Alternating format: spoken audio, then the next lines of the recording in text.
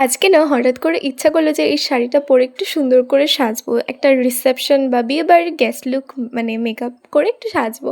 তো নিজে ১ম এ শাড়িটা পরে নিলাম টুংটাং করে। কারণ আমি তো অত ভালো শাড়ি পরতে পারি না। মানে পরতে পারি, কুচিটা করতে পারি না ঠিকমতো এখনো পর্যন্ত।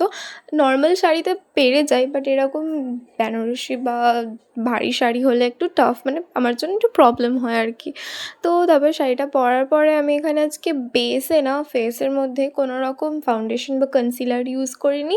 নরমালি আমি হিমালয়ের একটা ফেস ক্রিম ইউজ করেছিলাম। তারপরে ল্যাকমের এই কম্প্যাক্ট পাউডারটা ইউজ করার পরে না এত হয়ে গেছিলো, নিজেকে ভূত মনে হচ্ছিলো। দেখার পরে পুরো ময়দা মাখা যে কথাটা আছে না, একদম সত্যি হয়ে গেছিলো আমার জন্য।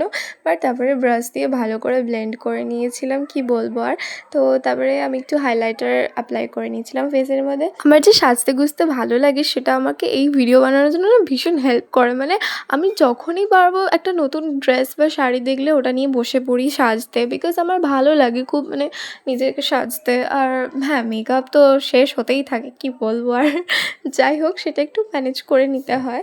কিন্তু আমার এই সাজতে গুজতে বেশ ভালোই লাগে। বাট হ্যাঁ, ডেইলি তো আর হয় না, একদিনে ১০-১২টা ভিডিও হয়তো আমি করে রেখে দিই। তোমাদের সাথে শেয়ার করার জন্য আমার কাছে এখনো অনেক ভিডিওস যতগুলো যে জমে আছে তোমাদের আমি বলে বোঝাতে পারবো না। সেই সব কিছু এডিটিং, তারপরে থাম্বনেল ডিজাইন সব কিছু করার পর আমাকে এখনও পোস্ট করতে হবে। যাই হোক, তো আমাকে তোমরা এরকমভাবেই সাপোর্ট করেছো। আর তো তারপরে চুলের মধ্যে ফেক গজরাটা লাগিয়ে নিয়েছিলাম। আর তারপরে না গোল্ডেন জুয়েলারিগুলো পরে না আমার একটু বেশিই লাগছিলো, মানে কেমন একটা অড লাগছিলো। তো তারপরে আমি ওগুলো খুলে দিয়ে আমি এই নর্মাল একটা মিনিমাল জুয়েলারি পরে নিয়েছি। তোমরা বলো কোন লুকটা ভালো লেগেছে। বাই।